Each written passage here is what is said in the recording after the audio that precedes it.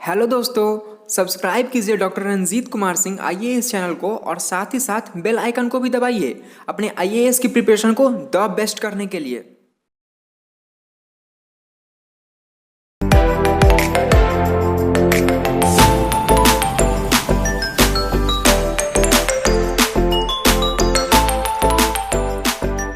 आज हम आपको बताने जा रहे हैं महालेखा परीक्षक और नियंत्रक, controller and auditor general of India. एक कंट्रोलर वर्ड नहीं है, ये वर्ड है कंट्रोलर वर्ड, ठीक।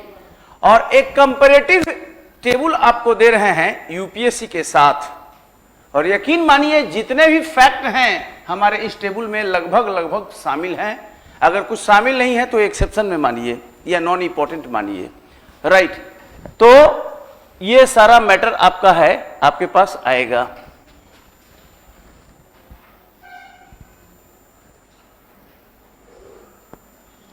ठीक है। महालेखा परीक्षक और नियंत्रक और यूपीएससी, ये दोनों कैसे पोजीशन है? संवैधानिक, क्योंकि दोनों का उल्लेख संविधान में है, दोनों का उल्लेख भारत के संविधान में है। और आज भारत के दो बड़े कॉन्स्टिट्यूशनल अथॉरिटी जो संवैधानिक सत्ता है उसके बारे में मैं डिस्कस कर रहा हूं, और दोनों का रोल बड़ा है। एक देश को चलाने के लिए सिविल सर्वेंट्स को चयन करता है कि देश का सामाजिक, आर्थिक, राजनैतिक और उसका कार्यपालिका शक्तियों को कैसे लागू किया जाना है, जिसके लिए सिविल सर्विसेज की आवश्यकता होती है। तो उसका सिलेक्शन कैसे होगा? मेरिट सिस्टम का सबसे बड़ा रखवाला यूपीएससी है देश में। और दूसरे का रोल यह है कि जो पैसा खर्च हुआ देश में संविधान के संचित निधि से, वह पैसा ठीक से खर्च हुआ कि नहीं, यानी कि वह ऑडिट करता है। ऑडिट का नाम आप लोग सुने होंगे। और जब ऑडिट होता है, फाइनेंशियल ईयर के समाप्ति के बाद होता है, और जब ऑडिट होता है तो ऑडिट के जांच का जो रिपोर्ट आता है तो बड़े बड़े जिन निकलते हैं। सुना है नाम ऐसे जिन का? कोयला घोटाला, अलकतरा घोटाला, राष्ट्रमंडल घोटाला। और जब लिस्ट नीचे से कीजिएगा तो ऊपर तक हुए। ये जिन कैसे पैदा हुए? यह सीएजी के जांच से पैदा चलता है। तो वो ऑडिट करता है और तब पता चलता है कि आपने मिसयूज किया या एब्यूज किया फंड का, क्योंकि गलत करने की इजाजत तो है नहीं। इसलिए सीएजी का पद अत्यंत महत्वपूर्ण है और यूपीएससी का भी पद अत्यंत महत्वपूर्ण है। एक मेरिट सिस्टम के माध्यम से भर्ती करता है, सही लोग सिस्टम में आवे, क्योंकि कार्यपालिका शक्ति वो बनाते हैं। और दूसरा, फंड के बारे में देखता है कि राइट और रॉन्ग हुआ है क्या फंड को खर्च करने में, राइट। इसीलिए एक टेबल मैंने दिया है, क्योंकि इस पर मैं काम किया था, इसलिए मैं सोचा कि एक ही साथ दोनों को दे दूं, and I will finish today. So let's understand this the point. तो सबसे बड़ी बात है controller and auditor general of India, जिसको शॉर्ट में कहते हैं सीएजी, महालेखा परीक्षक और नियंत्रक, इसको बोलते हैं महालेखा परीक्षक और नियंत्रक। और यह एवं एक ही बात है। और यह संघ लोक सेवा आयोग, इसका नाम तो आप लोग सुने ही होंगे। इस बिल्डिंग में कई एक बार जाने का सौभाग्य मिला। संघ लोक सेवा आयोग, धौलपुर हाउस, ठीक है। इसके बगल में ही मैं रहता था दिल्ली में, धौलपुर हाउस। इन्हीं गलियों में टहलते थे हम, एक समय था, बहुत पहले की बात है। तो महालेखा परीक्षक और नियंत्रक और संघ लोक सेवा आयोग, एक तुलनात्मक अध्ययन जिसके माध्यम से संविधान के विभिन्न पहलुओं को आपके समक्ष रखने का एक प्रयास है हमारा। सबसे पहले एक क्वेश्चन आएगा कि वर्तमान में कौन है आज की तारीख में? Who is at present? आज की तारीख में सीएजी, महालेखा परीक्षक और नियंत्रक कौन है? जीसी मुर्मू। जीसी मुर्मू ये आईएएस हैं गुजरात कैडर के 1985 बैच के, यानी कि बहुत सीनियर ऑफिसर्स को रखा जाता है। कोई जरूरी नहीं है कि आईएएस ही बने, ध्यान रखें। एक फाइन दूसरे कैडर का भी बंदा इस पर आ सकता है, अगर वेटरन इकोनॉमिस्ट हो या किसी और कैडर का हो। अर्थतंत्र पर मजबूत पकड़ चाहिए, और केवल आईएएस का ये एकाधिकार नहीं है कि आईएएस ही बनेगा, कोई और भी बन सकता है। मैक्सिमम बनते हैं, लेकिन कोई और भी बन सकता है। ठीक है, प्लीज। और ये 14वें महालेखा परीक्षक और नियंत्रक है, 14वें। और फॉर्मर फर्स्ट, ये जो मुर्मू साहब हैं, इनके बारे में कहा गया कि ये प्रथम lieutenant governor Jammu and Kashmir UT बना, तो यहां के ये थे। मुर्मू साहब का एक परिचय है, ये पूछा हुआ है क्वेश्चन ये सब, क्योंकि इसी पर 2-3 विकल्प दे देगा।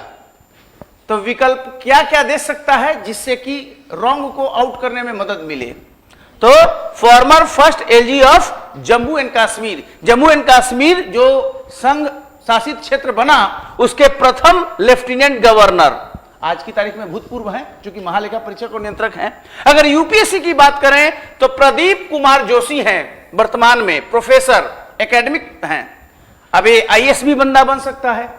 आज ये प्रोफेसर है, एकेडमिक वाला आदमी है, ये he is an academician, he is a professor.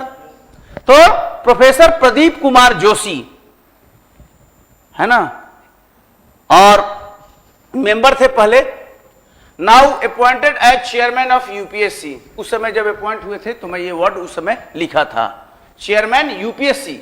Appoint होने के पहले वो मेंबर थे, यूपीएससी में ही मेंबर थे, और उनको बना दिया गया। जिस समय ये हुआ था उसी समय ये प्रेजेंटेशन मैंने एक जगह दिया था, जो पुनः आपके समक्ष है। ठीक है, अगर आप देखें किस दिन टेक ओवर किया, तो 8 अगस्त से, और वो 7 अगस्त से। आप देखिए 7 अगस्त से इनका कार्यकाल है, 7 अगस्त 20 से और 8 अगस्त 20 से, और इसीलिए दोनों को एक साथ जोड़कर मैंने इस पर अपना प्रेजेंटेशन दिया था जानकारी के लिए, क्योंकि दोनों घटनाएं एक साथ घटी। ठीक है, 2 साल के लिए। टू होम रिप्लेस्ड, राजीव मेहरिषि को इन्होंने रिप्लेस किया। राजीव मेहरिषि जो हैं, पहले ये थे सीएजी, इनके जगह पर बने कौन, मुर्मू साहब बने। और यहां पर थे अरविंद सक्सेना, और इनके जगह पर बने प्रोफेसर प्रदीप कुमार जोशी। ये सब फैक्ट है जो मैं सिंपल दे रहा हूं, जहां कोई दिमाग नहीं है, फैक्ट लगा रहा हूं। और अगर आप इतिहास को टटोलें कि इतिहास में कैसे क्या रहा, पूछा जाता है बीपीएससी के लिए, तो निश्चित रूप से इंपॉर्टेंट है। तो सबसे पहले एएफ कॉक्स है, 1998-1906 में संविधान निर्माण के पहले जो ये काम किए सीएजी, इनॉग्रेटर होल्डर। यानी कि इनॉग्रेटर होल्डर मतलब क्या होता है, शुरुआत में इस पोस्ट को किसने धारण किया, होल्ड किया, वो है एएफ कॉक्स। 1898 से 1906। और जब देश स्वतंत्र हुआ, ब्रिटिश गुलामी से आजादी मिली, उस समय यहां पर थे वी नरहरि राव, 1948-1954। देखिए कितना बढ़िया फैक्ट, ये बिना रिसर्च का तो होगा नहीं, ये आपके समक्ष है। एएफ कॉक्स फर्स्ट इनॉग्रेटर होल्डर, और वी नरहरि राव 1948-1954 तक, स्वतंत्रता के पश्चात भारत के प्रथम महालेखा परीक्षक और नियंत्रक, स्वतंत्रता पश्चात। यानी कि ये पोस्ट कितना इंपॉर्टेंट है कि डे 1 से रहा, अब पहले से ही रहा, क्योंकि खर्च का तो जांच होना चाहिए ना, कि खर्च सही हुआ कि गलत हुआ, क्योंकि वो जनता का पैसा है। और सर रॉस बारकर यूपीएससी के पहले चेयरमैन, 1926-1932। हालांकि ये उस समय यूपीएससी नहीं है, उसका नाम दूसरे रूप में है, ये ओरिएंटल एक तरह से सर्विस है। और एचके कृपलानी स्वतंत्रता पश्चात 47 से 1949। और यूपीएससी का वेबसाइट देखिए तो इन लोगों का नाम मिलेगा, यूपीएससी का वेबसाइट देखिए तो इन लोगों का नाम मिलेगा, और सीएजी में भी मिलेगा नाम, क्योंकि स्रोत ऑथेंटिक तो वेबसाइट ही देगा जो उस ऑफिस का वेबसाइट है। क्लियर है? तो ये फैक्ट है आपके समक्ष।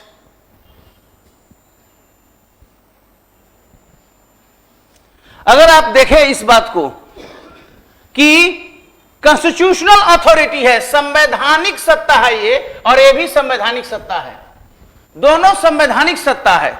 चूंकि दोनों का उल्लेख संविधान में है इसलिए संवैधानिक सत्ता है, और संविधान का सत्ता इसलिए है कि इसका उल्लेख है पार्ट 5 में, CAG का उल्लेख पार्ट 5 में है, आर्टिकल 148 से 151 पार्ट 5 में, और यूपीएससी का उल्लेख 14 में है, संविधान के पार्ट 14 में, और 315 से 323 आर्टिकल पब्लिक सर्विस कमीशन के बारे में है, लोक सेवाओं के बारे में है। ठीक है, लोक सेवा के बारे में यह आर्टिकल डील करता है। अगर आप देखें कौन सा आर्टिकल की बात करें स्पेसिफिक, अगर स्पेसिफिक आर्टिकल कौन सा है तो महालेखा परीक्षक और नियंत्रक आर्टिकल 148 में उसका उल्लेख है। और कितना पोस्ट है महालेखा परीक्षक और नियंत्रक का? सिंगल पोस्ट है, दो नहीं है, सिंगल। चीजों को तोड़कर समझिए सो दैट कभी कंफ्यूजन ना हो। Single post for union and states, राज्यों के लिए कोई अलग से नहीं है। ऐसा नहीं कि फेडरल सिस्टम है तो राज्य के लिए अलग, इसके लिए अलग। इसलिए मैं लिखा हूं कि यूनियन एंड स्टेट्स दोनों के लिए सिंगल पोस्ट है। राज्य की संचित निधि से भी खर्चा और संघ की संचित निधि से भी खर्चा, क्योंकि सभी पैसे जनता के ही हैं। अगर यहां पर देखें, ये तो 148 महालेखा परीक्षक और नियंत्रक के बारे में कहता है कि एक पद है महालेखा परीक्षक और नियंत्रक का, और पूरे यूनियन के लिए और स्टेट के लिए, संघ के लिए, राज्यों के लिए। और यूपीएससी में क्या कहता है? आर्टिकल 315(1) आर्टिकल कहता है कि public service commission for union and for each state, यानी कि संघ के लिए एक होगा और प्रत्येक राज्य के लिए होगा, प्रत्येक राज्य के लिए दिया हुआ है। फॉर ईच स्टेट मतलब प्रत्येक राज्य के लिए लोक सेवा बनेगा आयोग, लोक सेवा आयोग फॉर एवरी स्टेट, और संघ के लिए संघ लोक सेवा आयोग। ये 315(1) कहता है। आर्टिकल वाइज अगर बात करें तो 315(2) कहता है कि एक ज्वाइंट पब्लिक सर्विस कमीशन हो सकता है, संयुक्त लोक सेवा आयोग। पूछा हुआ है क्वेश्चन, ये क्वेश्चन पूछा हुआ है। संयुक्त लोक सेवा आयोग फॉर 2 और मोर स्टेट्स, 2 या 2 से अधिक राज्यों के लिए। पहले तो सिंपल कह दिया कि हर राज्य के लिए एक लोक सेवा आयोग होगा, लेकिन 2 या 2 से अधिक राज्यों के लिए एक ज्वाइंट पब्लिक सर्विस कमीशन, संयुक्त लोक सेवा आयोग हो सकता है। वो कैसे होगा, कैसे बनेगा? तो बनाने की शक्ति केवल और केवल पार्लियामेंट को है। भारत की संसद 2 या 2 से अधिक राज्यों के लिए संयुक्त लोक सेवा आयोग बना सकता है, लेकिन ऐसा तभी होगा जब अनुशंसा हो, यानी कि रिकमेंडेशन हो, सिफारिश हो। कौन सिफारिश करेगा? सुन रहे हैं कि केवल देख रहे हैं? कौन सिफारिश करेगा? राज्य की विधानसभा, कंसर्न लेजिस्लेचर। जैसे बिहार और यूपी कहे कि हम लोगों के लिए ज्वाइंट बना दो, तो वहां की विधानसभा कहेगी, तो फिर पार्लियामेंट उस पर कानून बना देगा। ये क्लियर कट माइंड में होना चाहिए। आप लोग बहुत पढ़े होंगे, लेकिन आज इन चीजों को क्लियर कट समझ लीजिए इस बात को। 315(4) यूपीएससी में सर्व फॉर 2 और मोर स्टेट्स। पहली बात, संघ के लिए अलग, राज्य के लिए अलग। दूसरी बात, 2 या 2 से अधिक राज्यों के लिए एक संयुक्त लोक सेवा आयोग बन सकता है पार्लियामेंट के द्वारा। और तीसरी बात कि यूपीएससी जो है, संघ लोक सेवा आयोग, राज्यों के लिए भी काम करेगा, राज्यों के लिए भी काम करेगा अगर रिक्वेस्ट है तो। और यही बात 315(4) में है। यूपीएससी जो है 2 या 2 से अधिक राज्यों के निवेदन पर, रिक्वेस्ट पर ऐसा कर सकता है, लेकिन वह निवेदन गवर्नर के थ्रू आना चाहिए।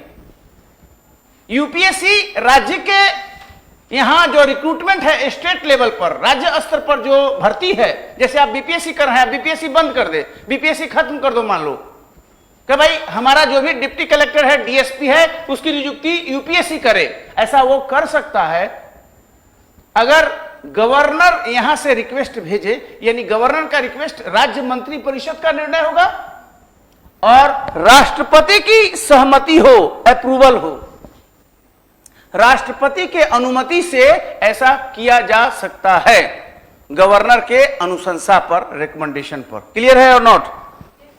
कंपोजिशन की बात करें, बनता कैसे है, हाउ इट इज कंपोज्ड, यानी कि महालेखा परीक्षक और नियंत्रक और संघ लोक सेवा आयोग का कंपोजिशन क्या है, मतलब कौन कौन से उसमें लोग होंगे। एक ये बॉडी है, हमने कहा कि कॉन्स्टिट्यूशनल बॉडी है, संवैधानिक निकाय है, ये बनेगा कैसे, तो ये बनता है सिंगल मेंबर बॉडी है, एक सदस्यीय है, जिसको लीड करता है सीएजी। संघ जो सीएजी है वो एक सदस्यीय बॉडी है, सिंगल, जिसका सर्वे सर्वा एक ही बंदा है, जिसका नाम है सीएजी। जबकि यूपीएससी एक मल्टी मेंबर बॉडी है, बहुसदस्यीय निकाय। क्या है? बहुसदस्यीय निकाय, यानी कि इसमें एक से अधिक लोग हैं, जिसको लीड कौन करता है, उसका हेड कौन होता है, चेयरमैन यूपीएससी, है ना। अब यहां तो एक ही सीएजी है, तो काम कैसे करेगा, चूंकि राज्यों का भी काम है, संघ का भी काम है, तो आवश्यकता और लोगों की भी है। तो इसको सपोर्ट करने के लिए असिस्टेड बाई, मतलब सीएजी को सपोर्ट कौन करेगा, असिस्ट कौन करेगा उसके पद के दायित्वों के निर्वहन में, तो यहां बोला डिप्टी सीएजी होगा।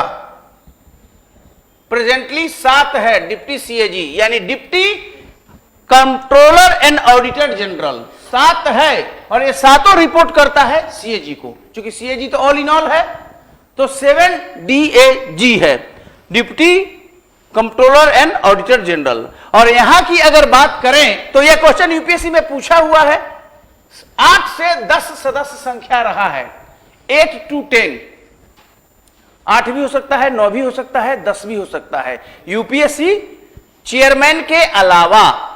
और ये लोग, यही लोग इंटरव्यू लेता है, चेयरमैन भी इंटरव्यू बोर्ड में बैठ सकते हैं, चेयरमैन पर भी इंटरव्यू, जैसे मेरा इंटरव्यू यूपीएससी में चेयरमैन ही लिए थे, उस समय वो माता प्रसाद थे, कैबिनेट सेक्रेटरी थे मायावती गवर्नमेंट में, उत्तर प्रदेश में मायावती सरकार में, माता प्रसाद नाम सुने होंगे। पहला दलित समुदाय से कोई व्यक्ति उस लेवल तो हुआ, उन्होंने ही मुझे पहला इंटरव्यू लिया था, ठीक है, that was the first experience.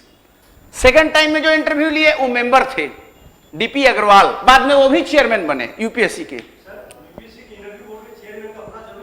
जरूरी नहीं है, बट हो सकता है डिसाइड करें, हाँ हमको इंटरव्यू लेना है। वाइस चांसलर पढ़ाता नहीं है यूनिवर्सिटी का और कहे कि हाँ हमको एक क्लास लेना है, ले सकता है, कोई ऐसे उसके लिए बार नहीं है, बिकॉज वो ऑल इन ऑल है यूपीएससी का। ये किस, हाँ बिल्कुल बिल्कुल, यहाँ का हेड है ही, अभी महाजन साहब हैं, आरके महाजन साहब, और उनके अंडर में सदस्य भी हैं, वो पीएससी के हेड है। हाँ, हम तो यूपीएससी की बात कर रहे हैं, हम यूपीएससी की बात कर रहे हैं, यह यूपीएससी के, ये सारा प्रोविजन संघ लोक सेवा आयोग के बारे में है, ठीक है, बेसिकली यही पूछता है, स्टेट पीसीएस का कंपोजिशन नहीं पूछेगा। अगर ये किसके हेड हैं सीएजी, ये एक क्वेश्चन पूछा हुआ है, किसके हेड हैं, Indian audit and account service, भारतीय लेखा और संपरीक्षा विभाग। ये कैसे आता है पता है, Indian audit and account service, आप भी बन सकते हैं इसके, आप भी सीएजी बन सकते हैं। जो यूपीएससी लेता है सिविल सर्विसेज एग्जाम, उसमें 35 सर्विसेज लगभग होते हैं, प्लस माइनस, उसमें होता है इंडियन रेवेन्यू सर्विस भी होता है, उसमें होता है Indian audit and account service, IANAS, Indian audit and account service. ये बंदा भी सीएजी बन सकता है, अब बनना इसी को चाहिए, क्योंकि यह, इसका पूरा सूत्रपात ही इसी में हुआ है, डे 1 से यही सीखता है ऑडिट करना। वो आईएएस ऑफिसर ऑडिट का कभी भी सर्वे सर्वा ज्ञाता नहीं हो सकता, वो जर्नलिस्ट पोजीशन है, आईएएस जर्नलिस्ट पोजीशन है, तो जर्नलिस्ट हमेशा जर्नलिस्ट रहेगा, वो स्पेशलिस्ट कभी नहीं हो सकता। ये बंदा स्पेशलिस्ट है, Indian audit and account service, और बहुत बढ़िया सर्विस है, ये अत्यंत ही महत्वपूर्ण सर्विस है, और इसे सभी लोग डरता है क्योंकि सारे जिन को यही लोग निकालता है। और इंडियन रेवेन्यू सर्विस, ये जो जीएसटी हुआ, central board of direct taxes, और जो मैंने सीबीआईसी बताया था, ये सब इंडियन रेवेन्यू सर्विस, ये भी बहुत अच्छा सर्विस है। क्योंकि आपको तो पूछा जाता है कि आप सर्विस का प्रेफरेंस बताइए, सब लोग देगा आईएएस आईपीएस, वो सब लोग यही देगा, या इंडियन फॉरेन सर्विस आईएफएस आप लोग देंगे, उसके बाद जो भरना है यार भर दो, कई लोग यही देता है। सबसे पहले क्या सबसे फर्स्ट यही देता है, ये भी दे सकता है कई लोग आईआरएस, तो आईआरएस पहला दीजिएगा तो इंटरव्यू में पूछता है कि आपने आईआरएस क्यों दिया, उसका स्मेल गलत होता है, मतलब कि आप कुछ मनसा गड़बड़ है, पैसा कमाने का उद्देश्य है, लूटमार वाला पहला डिपार्टमेंट पसंद है, क्योंकि यहां पर काफी एडजस्टमेंट होता है। 20 लाख टैक्स बन रहा है और आप 2 लाख में मैनेज कर दिए, ये ज्यादा होता है और अक्सर होता है, इसमें कोई डाउट नहीं है। जो लोग देता है तो साबित करना पड़ता है आप क्यों देना चाहते हैं, आईएएस क्यों नहीं बनना चाहते हैं, या ऑडिट क्यों नहीं बनना, ये दीजिए तो स्ट्रॉन्ग ग्राउंड। हालांकि आप दोनों को डिफेंड कर सकते हैं, आप दोनों को डिफेंड कर सकते हैं, इंटरेस्ट है, सबसे बड़ी बात है। अपॉइंटमेंट, नियुक्ति कैसे होती है, अगर आप देखें दोनों की, सीएजी की और यूपीएससी चेयरमैन की नियुक्ति कैसे होती है, तो 148 एक कहता है कि महालेखा परीक्षक और नियंत्रक की जो नियुक्ति होगी भारत का राष्ट्रपति करेगा, भारत का राष्ट्रपति। और इसका नियुक्ति कहता है 316 एक में by president of India, chairman का, यूपीएससी का चेयरमैन और यूपीएससी के जितने भी सदस्य हैं 316 एक के अनुसार उसकी नियुक्ति भारत का राष्ट्रपति कर रहा है। यूपीएससी के चेयरमैन का भी, यूपीएससी के जितने भी मेंबर हैं 8 से 10, उसकी नियुक्ति भारत का राष्ट्रपति, और यहां पर भी महालेखा परीक्षक की नियुक्ति भारत का राष्ट्रपति। और दोनों का आर्टिकल है, यहां 148 एक सीएजी के लिए है और यहां पर 316 एक यूपीएससी के लिए है। It is crystal as clear.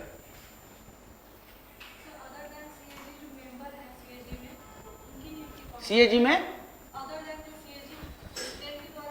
वो प्रमोट होके बढ़ेंगे, सीएजी में जो आप डिप्टी सीएजी की बात किए, वो प्रमोट होके आगे बढ़ रहे हैं, वो प्रमोट होके बाहर बढ़ रहे हैं।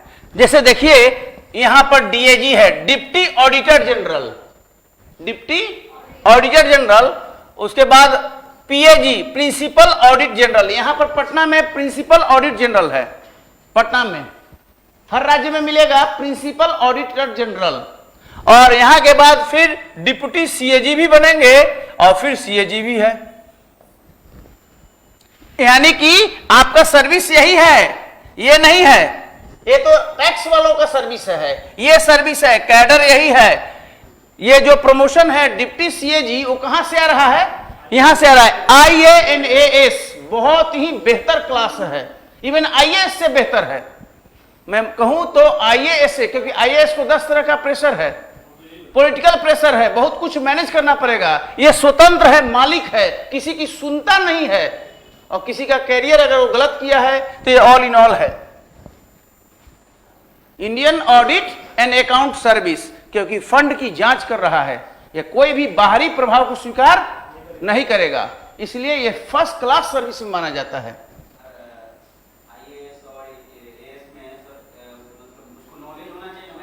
तो डे 1 से ट्रेनिंग मिलेगा आपको, मसूरी में ट्रेनिंग मिलेगा। जिन लोगों का इस साल सिलेक्शन हुआ है शुभम एंड ऑल, उस सब का लेटर आ गया, क्योंकि मुझे भी एक आदमी ने भेजा था वो लेटर, एक व्यक्ति का प्रॉब्लम था, शो को जारी किया था कि आपने डॉक्यूमेंट वगैरह नहीं दिया है कुछ कुछ, तो उसका रिप्लाई भी मैं बनाया हूं। वो बंदा कहीं और है, मध्य प्रदेश में है, कि अब इसका क्या करें, क्योंकि लिंक चारों तरफ का है। तो फिर उसका रिप्लाई, अब उसका रिप्लाई दिए, 4-5 दिन के अंदर उसका जवाब आ गया कि आपका दिसंबर से ट्रेनिंग है और आप ऑनलाइन फाउंडेशन कोर्स के लिए रजिस्ट्रेशन करवा लीजिए। यानी कि सारे लोगों का, ऑल 35 सर्विसेज का ट्रेनिंग हो रहा है, और उसके बाद स्पेशलाइज्ड ट्रेनिंग के लिए सब लोग अलग अलग चल रहा है। आईएएस लोग मसूरी में ही रुक जाता है, आईपीएस वाला चला जाएगा हैदराबाद में एकेडमी में, और बाकी सब लोग अपना अपना, कोई बड़ौदा में चल गया, रेलवे में है, तो सबकी अलग अलग स्पेशलाइज्ड ट्रेनिंग होगी और वहां जाएगा और वहीं से ट्रेंड होगा और एक दिन वह मास्टर बन जाएगा, ऑडिट की बारीकियों को समझ लेगा।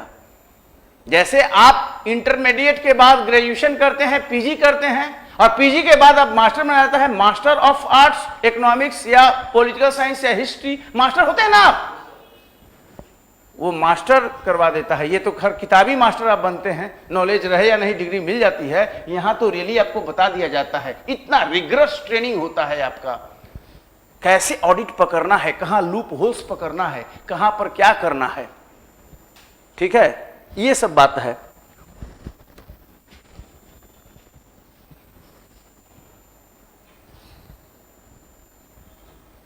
क्वालिफिकेशन की बात अगर आप करें, क्वालिफिकेशन योग्यता क्या है, बनने के लिए योग्यता क्या है, तो ये तो लाइन सीएजी का है, महालेखा का, और ये लाइन है यूपीएससी का, ठीक है। तो not specified in the constitution, क्या योग्यता हो संविधान में वर्णित नहीं है, पूछा हुआ है, यह लाइन पूछा हुआ है। संविधान में योग्यता का उल्लेख नहीं है, आपको अटपटा नहीं लगना चाहिए, योग्यता का उल्लेख नहीं है। और यहां पर भी not specified in the constitution कि कौन व्यक्ति यूपीएससी का चेयरमैन बनेगा, या ये योग्यता का मेंशन नहीं है संविधान में। आपके पास बुक है, चेक कर लीजिएगा। नो स्पेसिफिकेशन यानी वर्णित नहीं है कि उसका क्वालिफिकेशन क्या क्या होना चाहिए। लेकिन यहां एक बात है, 8 से 10 लोग होगा ना, इसमें कहता है कि 1/2 यानी 4 से लेकर 5 जो होंगे उनको 10 साल का अनुभव होना चाहिए, 10 years of experience of service in government of India और गवर्नमेंट ऑफ बिहार। 10 साल का अनुभव होना चाहिए राज्य में काम करने का और संघ में काम करने का, मिलाकर या अलग अलग 10 साल का अनुभव। कोई भी बंदा बन सकता है, जैसे 10 साल का हमारा अनुभव हो गया। और अगर राजनीतिक ऊपर जो लोग बैठे हुए हैं अगर हमसे प्रसन्न हैं, चलो भाई तुमको हम यूपीएससी का मेंबर बना देते हैं, हम यूपीएससी का मेंबर बन जाएंगे और सीनियरिटी आ जाएगी, तो हम सब चीज ठीक चल रहा तो चेयरमैन भी बन सकते हैं। समझ रहे बात, आप भी बन सकते हैं यूपीएससी के चेयरमैन। 10 साल का अनुभव चाहिए और 10 मैंने ये 10 का है, सभी लोग अनुभव को करें, ये मैंने कोई दिक्कत नहीं है। लेकिन ये कहा है कि कम से कम आधे लोग 10 साल का अनुभव है, यानी बाकी लोगों के लिए दरवाजा खोल दिया है। अनुभवहीन लोग भी जा सकता है, राजनीतिक लोग भी जा सकता है। समझ रहे ना बात, क्योंकि आधे लोगों के लिए कहा है, आधे लोगों पर साइलेंट है। ये ध्यान देना है, सब बात बारीकियों को समझना है। ओथ शपथ कौन दिलाएगा? शपथ कहता है 148 सीएजी को शपथ दिलाएगा भारत का राष्ट्रपति। सीएजी को शपथ दिलाने वाला होता है भारत का राष्ट्रपति, महालेखा परीक्षक और नियंत्रक को। और शपथ ग्रहण का जो फॉर्मेट है वो 3rd शेड्यूल में है, 3री अनुसूची में है। जो लैंग्वेज है, जिस लैंग्वेज में शपथ प्राप्त करता है सीएजी, भारत का राष्ट्रपति, यही दिया हुआ है वर्ड। और यहां पर शपथ राष्ट्रपति नहीं दिलवाता है, आउटगोइंग चेयरमैन, जो चेयरमैन है वही शपथ दिलाएगा सदस्यों को। कमिंग फ्रॉम आउटसाइड मतलब कि पहले से आप सदस्य बन गए, यूपीएससी का मेंबर बने हैं, तो वहां कोई चेयरमैन है ना, वो शपथ दिलाएगा। और कोई नया चेयरमैन बाहर से आ रहा है, प्रमोट अंदर से नहीं हो रहा है, बाहर से आ रहा है, तो जो चेयरमैन जाने वाला है वो शपथ दिला के तब जाएगा। यहां राष्ट्रपति शपथ नहीं दिला रहा है जी। यूपीएससी का चेयरमैन यूपीएससी के नौ नियुक्त सदस्यों को शपथ दिलाएगा। यूपीएससी का चेयरमैन यूपीएससी के 9 नियुक्त सदस्यों को शपथ दिलाएगा। यूपीएससी का चेयरमैन पहले से है और कोई बाहर से आ रहा है, यूपीएससी के अंदर का सदस्य चेयरमैन नहीं बना, बाहर से आ रहा है, तो जो जाने वाला चेयरमैन है वो शपथ दिलवा कर जाएगा नए चेयरमैन को। यहां राष्ट्रपति शपथ नहीं दिलवा रहा है। जानकारी थी ये सब बात। टेन्योर कार्यकाल क्या होगा? कार्यकाल टेन्योर कार्यकाल 6 साल या 65 साल उम्र होने तक, जो भी पहले हो, 6 साल या 65 साल उम्र होने तक। और वहां पर भी यही बात है, यूपीएससी का चेयरमैन 6 साल रहेगा या जब तक कि उसका 65 साल उम्र नहीं हो जाता। हां, इसके पहले वो रिजाइन कर सकता है, इसके पहले उसको किसी और कारण से हटाया भी जा सकता है। ये सब है। अगर सैलरी की बात करें, कितनी सैलरी मिलती है, तो सैलरी मिलती है 2.5 लाख, 2.5 लाख पर मंथ। कोई ज्यादा नहीं है, उसे तो प्राइवेट लोगों को मिलता है, लेकिन यहां पर पद की प्रतिष्ठा है और ये बेसिक है एक तरह से समझिए तो। इस पर डीए वगैरह सब मिलेगा, अलाउंस है बहुत ज्यादा, भत्ता सब बराबर का पोजीशन है। और वहां पर भी 2.5 लाख, यूपीएससी का चेयरमैन भी 2.5 लाख। एक क्वेश्चन डायरेक्ट मेंस में आएगा और बनेगा, मेंस का डायरेक्ट का क्वेश्चन और प्रीलिम्स का भी क्वेश्चन है कि इतना बड़ा काम सीएजी कर रहा है, ऑडिट कर रहा है, तो उस पर प्रेशर भी तो है, यूपीएससी भी करता है। अब यहां से एक पॉलिटिशियन जाए, मेरे बेटा को आईएएस में रख लो यार, इसको आईपीएस बना दो मेरी बेटी को, उस पर अगर प्रेशर यूपीएससी के चेयरमैन पर जाने लगे तब तो हो गया, मेरिट सिस्टम खत्म हो जाएगा। तो उसकी स्वतंत्रता कैसे बनेगी? अगर यह स्वतंत्र ना हो, निर्भीक ना हो और निडर होकर अगर काम ना करे तो सिस्टम फेल हो जाएगा कि नहीं? इसलिए पोस्ट को बहुत स्ट्रांग बनाया गया है संवैधानिक दृष्टि से, वेरी स्ट्रांग, सो दैट बाहरी प्रभाव उस पर ना पड़े। अब देखिए, यही चीज मैं डील कर रहा हूं कि कैसे स्ट्रांग है। तो इंडिपेंडेंट पोजीशन है, इसका मतलब है स्वतंत्र कार्यालय है, इस पर कोई आंख नहीं दिखा सकता। इंडिपेंडेंट मतलब स्वतंत्र, यह स्वतंत्र पोजीशन है, ऑफिस है और इसके लिए सेपरेट डिपार्टमेंट है इसका, Indian audit and account department. जिस डिपार्टमेंट में भर्ती यूपीएससी से होती है सिविल सर्विसेज के माध्यम से, Indian audit and account service एक सेपरेट कैडर है और वही लोग इस सिस्टम में इन करते हैं।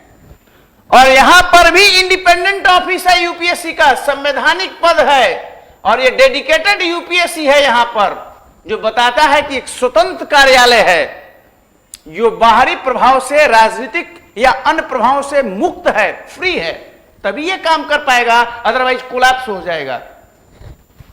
अगर सेफगार्ड की बात करें तो इसका टेन्योर्ड सिक्योर्ड है, यानी इसका जो कार्यकाल है वो सुनिश्चित है, उसमें कोई हस्तक्षेप नहीं करेगा। ये नहीं कि जब चाहो जाओ जी, कल नहीं आना है, सैलरी तुम्हारा बंद कर दिए, या ऐसे करो, कोई दबाव नहीं, कोई प्रभाव नहीं। वो स्वतंत्र है, उसके कार्यकाल के पहले नहीं हटाया जा सकता जब तक कि वो स्वयं रिजाइनेशन ना दे। इसी कहते हैं टेन्योर्ड इज सिक्योर्ड। सिक्योर मतलब सुनिश्चित, निश्चित है, उस पर कोई आंच नहीं आएगा।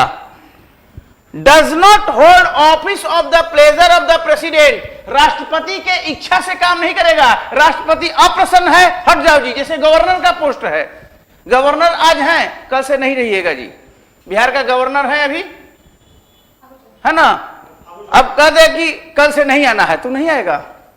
राष्ट्रपति अपनी जो प्रसन्नता है वो वापस ले लेगा। The president of India is here by withdraw the pleasure, खत्म, गवर्नर खत्म। राष्ट्रपति की इच्छा से काम करता है गवर्नर, तो उस पोस्ट सिक्योर्ड है वो नहीं है। यहां पर अगर करने लगेगा राष्ट्रपति ऐसा कि कल से मत आओ क्योंकि तुमने घोटाला पकड़ लिया है, सरकार का बहुत बदनामी कर दिया है, तब तो सब खत्म हो जाएगा जी। तो व्हाट सिचुएशन कुड हैपन, समझ रहे सब बात को। इसलिए पूरा टाइट किया गया है सिस्टम को कि सिस्टम पर कोई आंच ना आवे, इसलिए राष्ट्रपति उसको नहीं हटा सकता, क्योंकि राष्ट्रपति के इच्छा से वह पद नहीं धारण करता, वह संविधान की इच्छा से पद धारण करता है। टेन्योर इज सिक्योर, टेन्योर में उसको कोई नहीं हटा सकता सीएजी को। एंड राष्ट्रपति के प्रसाद पर्यंत काम नहीं करता है। पूछा हुआ क्वेश्चन है, नोट कर लीजिए माइंड में इस बात को। यूपीएससी चेयरमैन भी बहुत बड़ा पोजीशन है, वह भी टेन्योर्ड सिक्योर्ड, यानी 6 साल या 65 साल के उम्र होने के पहले उसको कोई नहीं हटा सकता, जब तक कि कोई विशेष बात ना आ जाए, रिजाइनेशन ना कर दे या किसी प्रकार की दूसरी बात ना आ जाए।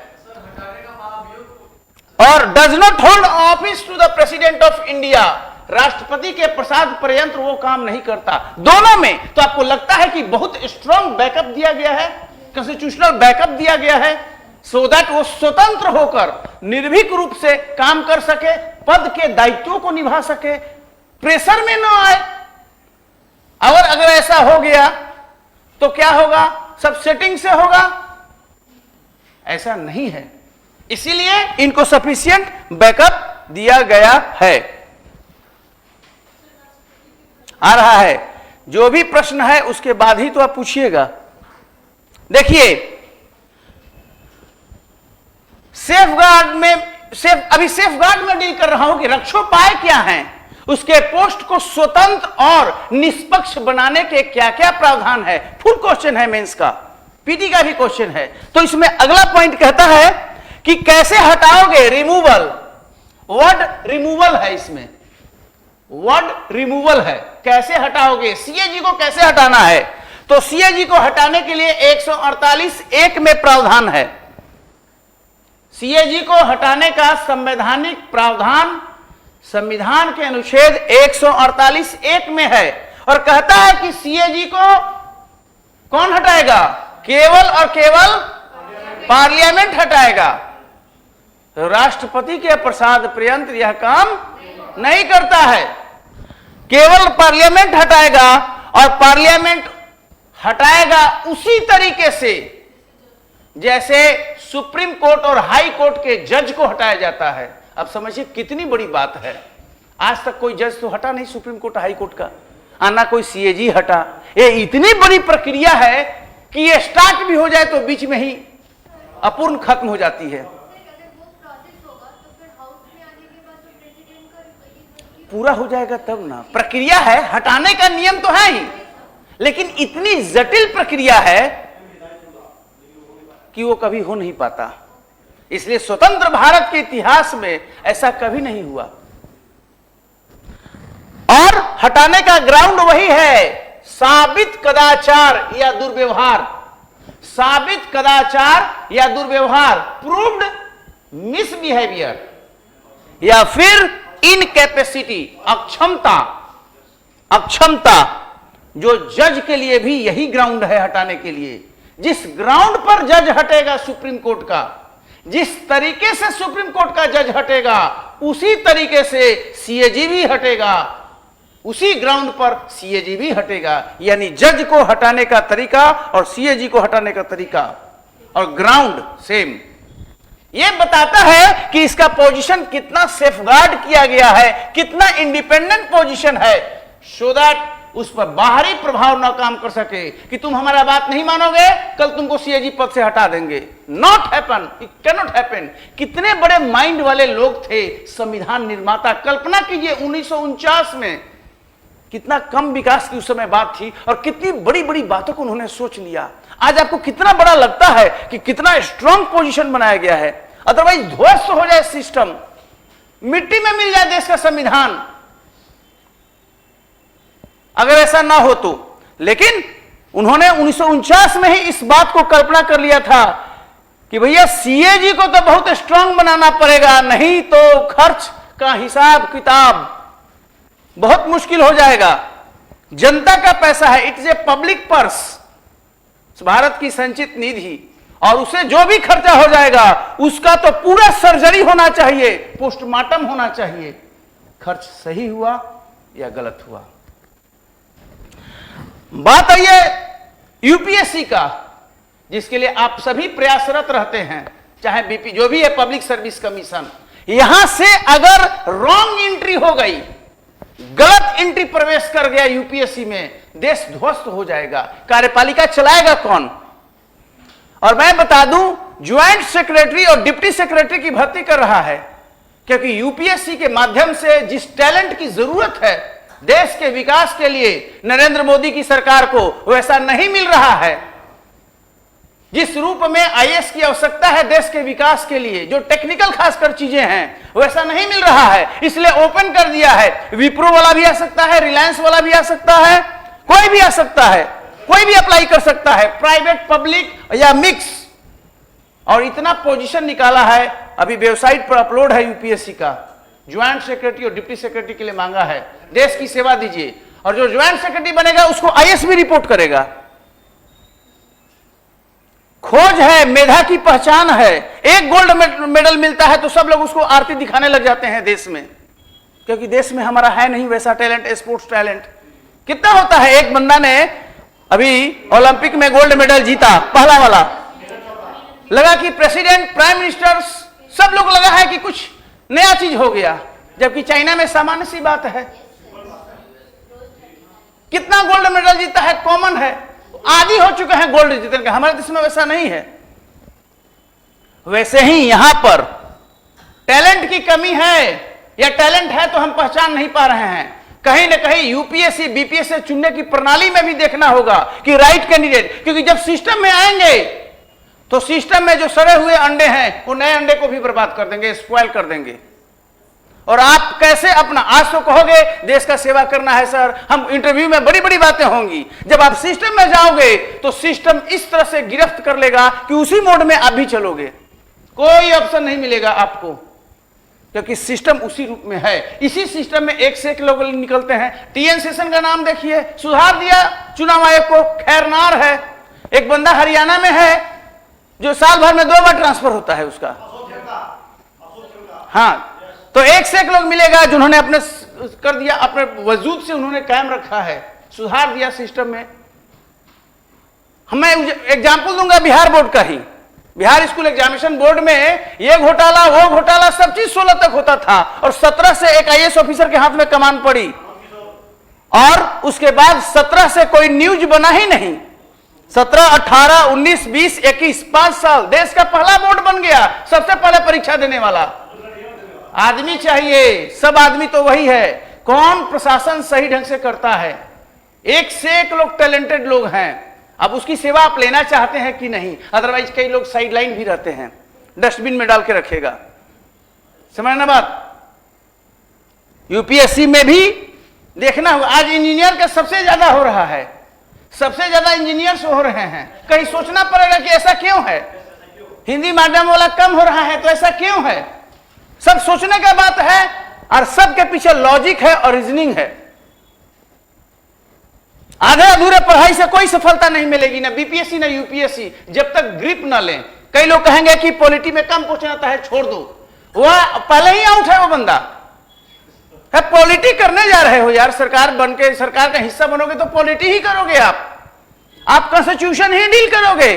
और अभी से पॉलिटी से एलर्जी हो जाएगी कि बीपीएससी कम पूछता है, देन यू आर ऑलमोस्ट शुरू में ही आउट हुआ। It is the most fundamental. Polity और नहीं जाने, इकोनॉमी नहीं जाने तो क्या आप हिस्ट्री डील करोगे?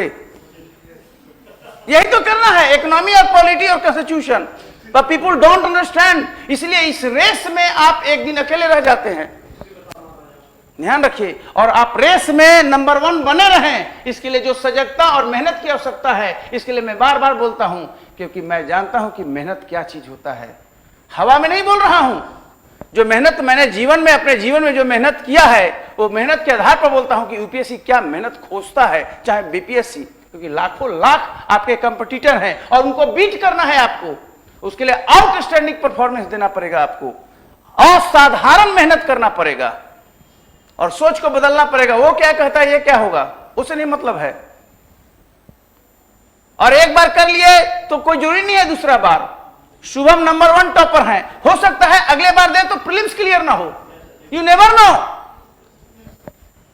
You never know. क्योंकि मैंने सुधार के लिए जब किया, इंटरव्यू इतना बार बार दिया, अंतिम चांस में मेरा पीटी ही नहीं हुआ। आज मैं डिस्क्लोज करता हूं उस बात को। In last attempt even PT was not cleared. तो क्या आप कहेंगे कि हमारी तैयारी नहीं थी? मैंने तो इंटरव्यू देने वाला लगातार इंटरव्यू दे रहा था।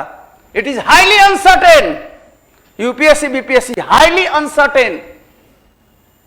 हमेशा चैंपियन बन के आपको रहना पड़ेगा, हमेशा आउटस्टैंडिंग परफॉर्मेंस देना है, तब जाकर आप पब्लिक सर्विस में अपना स्थान बना रहे हैं। ध्यान रखिएगा। ये भी गुरु मंत्र है जो लगातार मैं देख रहा हूं, क्योंकि मैं 2004 से ही इस चीज को पढ़ा रहा हूं और देख रहा हूं कि कौन कौन क्या है, कौन कितना सजग है, मेहनत है, अपने पद और दायित्व के प्रति सजग है। मतलब जो आपका रेस्पॉन्सिबिलिटी है वो हमको देख के ही पता चल जाता है कि कितने पानी में आप हो, क्या कर सकते हैं। ठीक है, खैर आउट ऑफ द वे हो गया ये।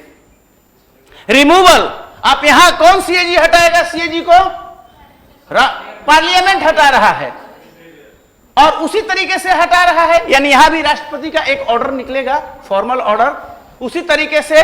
और यहां पर कौन हटाएगा? पार्लियामेंट ही हटाएगा,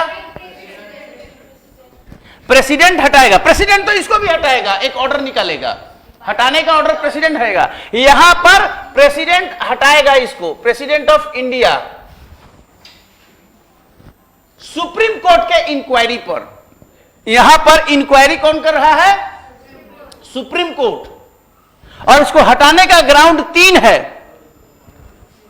यूपीएससी के चेयरमैन को हटाने का ग्राउंड 3 है। एडजर्ज इंसॉल्वेंट, ध्यान रखिए इंग्लिश वर्ड है, एडजर्ज इंसॉल्वेंट। इसका मतलब होता है वो दिवालिया घोषित हो गया हो। चलिए लेट्स स्टार्ट, क्योंकि अभी बाद में अपडेट कीजिएगा, ठीक है, अपडेट बाद में। Supreme court, president to just notify, CAG को हटाने के मामले में राष्ट्रपति केवल एक ऑर्डर निकालेगा। और यहां पर पब्लिक एम्प्लॉयमेंट, पेड एम्प्लॉयमेंट, यानी एक ऐसा नौकरी करने लगे यूपीएससी का चेयरमैन जहां पर पैसा मिलता हो, तो इस ग्राउंड पर हटेगा। और unfit to hold office, unfit to hold office because infirmity of mind, सही ढंग से माइंड काम नहीं कर रहा है। इंफर्मिटी ऑफ माइंड का मतलब है कि सही ढंग से कार्यों का दायित्व नहीं निभा रहा है, इसलिए अनफिट है, पद को होल्ड करने में अनफिट है। यानी यूपीएससी का चेयरमैन यही 3 ग्राउंड पर हट रहा है।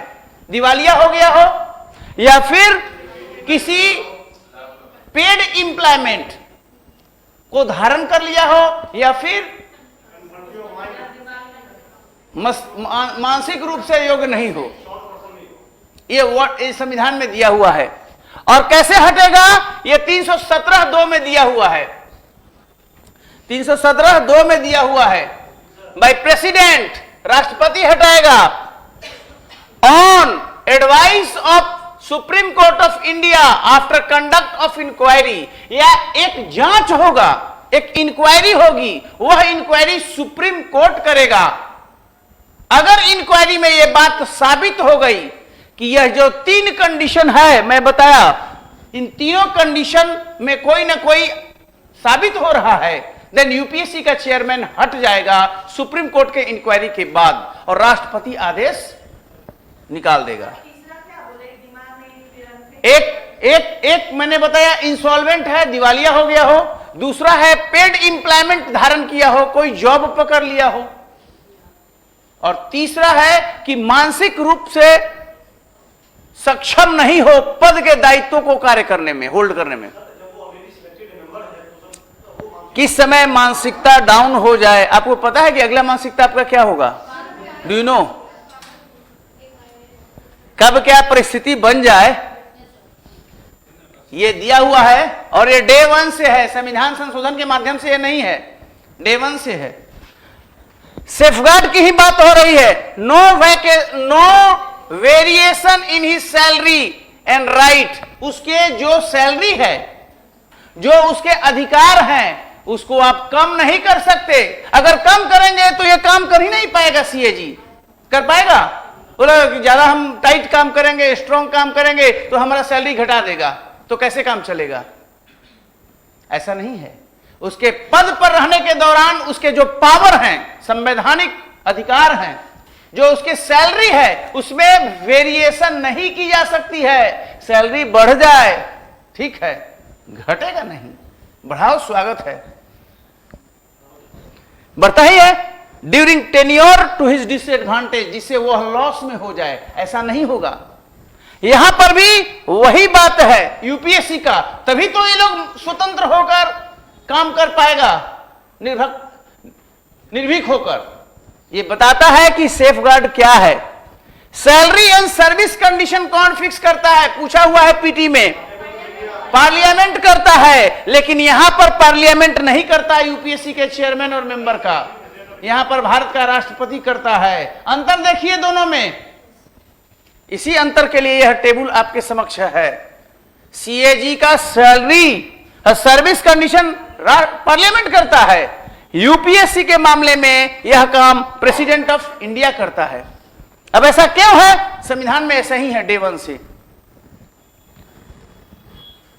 ऑल एडमिनिस्ट्रेटिव एक्सपेंसेस, जो खर्चा है, प्रशासनिक जो खर्च है सीएजी का, ये सीएजी का टेबल है, ये यूपीएससी का टेबल है। ये यूपीएससी का टेबल है, ये सीएजी का टेबल है। और मैं बता रहा हूं सीएजी ऑफिस एक बड़ा सा ऑफिस है। उस ऑफिस का जो भी प्रशासकीय खर्च है, क्योंकि वहां पर सिक्योरिटी है, वहां पर अलाउंस है, टेलीफोन का खर्चा है, मीटिंग है, रिसर्च चल रहा है, सेमिनार हो रहा है, तो लाखों में खर्च है। वो सारे के सारे खर्च सीएजी ऑफिस का कंसोलिडेटेड फंड ऑफ इंडिया से है, भारत की संचित निधि से, जो कि चार्ज एक्सपेंडिचर है, भारित व्यय है, जो कि वोटेबल नहीं है। ये मैं बता चुका हूं। इसलिए इस पद को स्वतंत्र बनाया गया है शुरू से ही। एक एक नहीं, अनेक उपाय किए गए हैं। और यहां पर भी कंसोलिडेटेड फंड दिया, ये मिस्टेक भाई आ गया है, इसको होना चाहिए था यूपीएससी। यूपीएससी होना चाहिए। कंसोलिडेटेड फंड ऑफ इंडिया से यूपीएससी, और यूपीएससी के चेयरमैन का और उसके पूरे ऑफिस का जो खर्च है वहीं से होता है, जो कि ये इस तरह की बात है।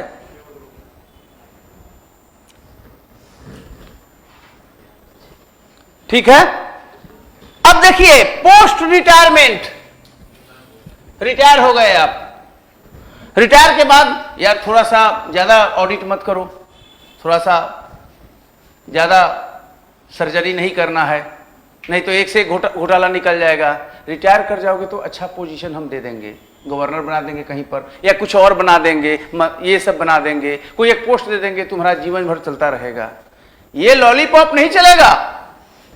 यह जो ऑफर है कि तुम ज्यादा जांच मत करो, थोड़ा सा रिलैक्स रहो, तुम्हारे लिए कुछ हम रखे हुए हैं गिफ्ट, रिटायरमेंट के बाद गिफ्ट दे देंगे, तब तो कल अच्छा ठीक है, हमारा क्या है, हम अपना करते रहेंगे, तब तक पोस्ट ही खत्म हो जाएगा जी, तब तो जांच करेगा ही नहीं। वो तो ऑफर के लिए तलाश में है कि आज हम रिटायर हो जाएं और कल से वो हमको गिफ्ट मिल जाए, तब वो सीएजी कर पाएगा दायित्व? कह रहा कि पोस्ट खत्म होने के बाद तुम बिल्कुल घर पर रहो, फैमिली और परिवार के साथ, ज्यादा कुछ सोचो मत, इतना तुम बड़ा काम कर चुके हो, अब तुम कुछ नहीं करोगे। Post retirement not eligible for employment under government of India और गवर्नमेंट ऑफ स्टेट। किसी भी राज्य में या संघ की सेवा में वो रोजगार नहीं पा सकता, एम्प्लॉयड नहीं हो सकता। संविधान रोक लगा दिया है, ब्रेक लगा दिया है। अदरवाइज ये लॉलीपॉप कोई भी इसको दे सकता है। समझ रहे ना बात? अगर ये ऑफर के मानसिकता में रहे, सरकार कहेगी सुनिए एक अलकतरा घोटाला है, कोयला घोटाला है, इसकी थोड़ी सी कम कर दो, राफेल घोटाला है, इसको थोड़ा सा जांच सही ढंग से ना करो, अदरवाइज हमारा सरकार गिर जाएगा, हम चुनाव हार जाएंगे। तो जो यहां पर राजनीति नेतृत्व है वो तो हमेशा इसको प्रेशर देता रहेगा, ये प्रेशर नहीं सह पाएगा। इसीलिए संविधान ब्रेक लगा दिया है। रिटायरमेंट के बाद नो जॉब, न राज्य में, न केंद्र में, न यूटी में। अभी कहता है कि छोड़ो यार, बढ़िया से पद का दायित्व निभाओ, आराम से रहो, कोई दिक्कत नहीं है, बहुत बड़ा काम कर चुके हैं। पोस्ट रिटायरमेंट यूपीएससी के बारे में not eligible for employment government of India और गवर्नमेंट ऑफ स्टेट। अदरवाइज कहेगा कि मेरे बेटा को आईएएस बना दो, कल तुम्हारा हिसाब किताब हम देख लेंगे, ये भी रास्ते से भटक जाएगा। अब समझिए कितना बड़ा कार्य संविधान ने किया है। डिस्कशन का ये सब इंपॉर्टेंट पॉइंट है, पूछा हुआ है।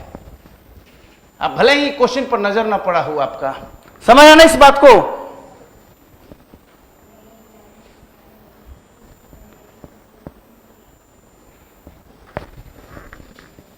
ये होता है discussion. This is the way you prepare your self.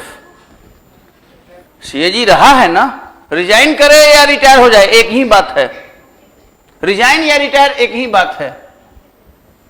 अब देखिए सेफगार्ड कहता है कि एक बार सीएजी रह गए तो दूसरी बार सीएजी बनोगे कि नहीं, ये अगला प्रश्न है। अभी मैंने कहा रिटायर के बाद आपके लिए क्या क्या गिफ्ट है, तो कह दिया कि कोई गिफ्ट नहीं है, तो निराश है वो। अब वो सोच रहा है कि कहीं फिर से हम बन जाए, सो दैट बने रहे हो सारा, नहीं। तो कॉन्स्टिट्यूशन साइलेंट है कि रीअपॉइंटमेंट पुनर्नियुक्ति होगा कि नहीं, पुनर्नियुक्ति फिर से अपॉइंटमेंट होगा कि नहीं। संविधान साइलेंट है जहां तक सीएजी के पुनर्नियुक्ति का मामला है, रीअपॉइंटमेंट का मामला है। संविधान में यह बात नहीं लिखा गया है कि हो सकता है कि नहीं हो सकता है, ठीक है।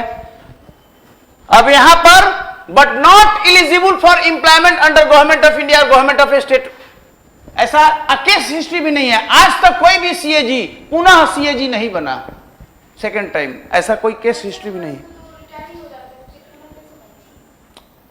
फिर से बन सकता है ना, मान लो कि ऐसा प्रोविजन बना देते, अगर ऐसा नियम रहता संविधान में कि एक बार सीएजी रिटायर होने के बाद पुनः बन जाए, अगर एज बचता है तो, अगर एज बचता है तो, क्योंकि मिनिमम एज कहां दिया हुआ है, मिनिमम तो है नहीं, क्वालिफिकेशन तो है नहीं। अगर आप 40 साल में बन जाते हैं तो 46 साल में रिटायर हो गए, फिर 46 में बन जाओ, तो नो क्लियर कट ये दिया हुआ है, ठीक है। नो प्रोविजन फॉर रीअपॉइंटमेंट, यहां तो रीअपॉइंट हो ही नहीं सकते, प्रोविजन ही नहीं दिया हुआ है क्लियर कट कि वह रीअपॉइंटमेंट नहीं होगा। यूपीएससी का चेयरमैन रिटायर होने के बाद पुनः यूपीएससी का चेयरमैन नहीं बनेगा, यह क्लियर कट लिख दिया गया है, यहां पर नहीं लिखा गया है, साइलेंट है। लेकिन मैंने कहा है आज तक ऐसा केस हिस्ट्री नहीं है स्वतंत्र भारत के इतिहास में, आज तक एक सीएजी रिटायर होने के बाद पुनः सीएजी नहीं बना। रोल्स रेस्पॉन्सिबिलिटी में सीएजी किसका हेड है, Indian audit and accounts department का, और ये चेयरमैन है यूपीएससी का हेड, चेयरमैन यूपीएससी, चेयरमैन इसका हेड है। ड्यूटीज अगर आप बात करें कर्तव्य का, तो यह संविधान में दिया गया है। सीएजी का ड्यूटी कहां पर है, संविधान में है कि सीएजी करेगा क्या रोल करेगा, यह संविधान में मेंशन है, दिया हुआ है। इसके अलावा CAG duties powers and conditions of service act 1971 जो 76 में अमेंड भी हुआ है, पार्लियामेंट का यह लॉ है, जिस लॉ का नाम है सीएजी ब्रैकेट में ड्यूटीज कर्तव्य, पावर्स शक्तियां और कंडीशंस यानी शर्त, सेवा की शर्त। यह पार्लियामेंट ने लॉ बनाया है 71 में, जो कि 76 में पार्लियामेंट ने पुनः उसमें संशोधन भी किया है, जिसमें 3 बातें हैं कि सीएजी का ड्यूटी क्या होगा, कर्तव्य क्या होगा, सीएजी की शक्तियां क्या होगी और सीएजी की सेवा की शर्तें क्या होगी, और संविधान में तो दिया ही हुआ है। तो यह चीज यहां पर है, और यहां पर संविधान में जो ड्यूटी दिया हुआ है यूपीएससी के लिए, वो संविधान वाली बातें हैं। समझ में आ रहा है, बात क्लियर है।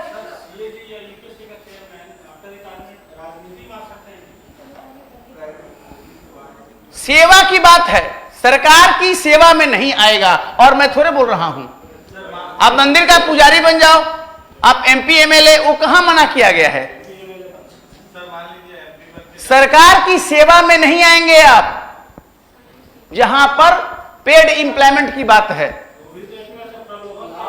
मंत्री को लाभ के पद से मुक्त कर दिया गया है, गवर्नर लाभ का पद नहीं है। सीएजी गवर्नर तो बन ही सकता है, अनेक सीएजी गवर्नर बने हैं, सीधे ऐसे नहीं है, ऐसे डायरेक्ट छूने का नहीं है, घुमाकर है।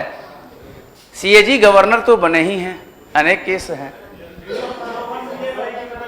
टीएन चतुर्वेदी हमारे साथ रहे, आईएएस 1955 बैच, 1955 बैच के IAS officer TN Chaturvedi, death हो गया, 1 या 2 साल हुआ। वो सीएजी रहे, बाद में गवर्नर रहे, कर्नाटक के गवर्नर रहे, और भी पोस्ट मिल गया उनको। तो राज्यपाल का पद लाभ का पद नहीं है, राज्यपाल का पद नहीं माना जाता है कि वो इंप्लीमेंट नहीं है। It is a constitutional post as decided by honourable supreme court of India. उसकी बात को काटिएगा नहीं ना, सुप्रीम कोर्ट जो बोला है, आपको अपना बोलने का तो राइट है ही, गवर्नर, मंत्री, ये सब। आर्टिकल 149 देखिए, post expenditure audit of accounts, receipt payment of union states other authority from 3 types of account. ध्यान दीजिए, इस बात को मैं बता रहा हूं। सीएजी कर क्या रहा है? सीएजी क्या कर रहा है? तो सीएजी पोस्ट एक्सपेंडिचर ऑडिट कर रहा है।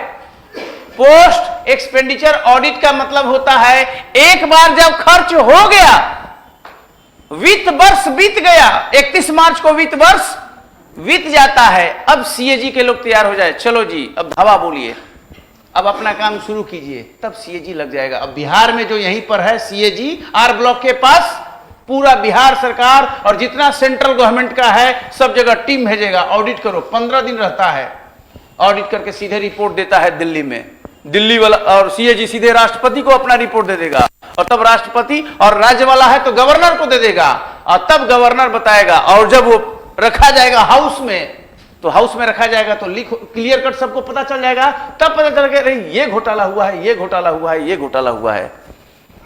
यानी कि खर्च करने के दौरान नहीं होता ऑडिट, खर्च करने के यानी पोस्टमार्टम करता है, पोस्टमार्टम यानी post expenditure surgery, post expenditure audit. Surgery क्या है? ऑडिट ही तो है।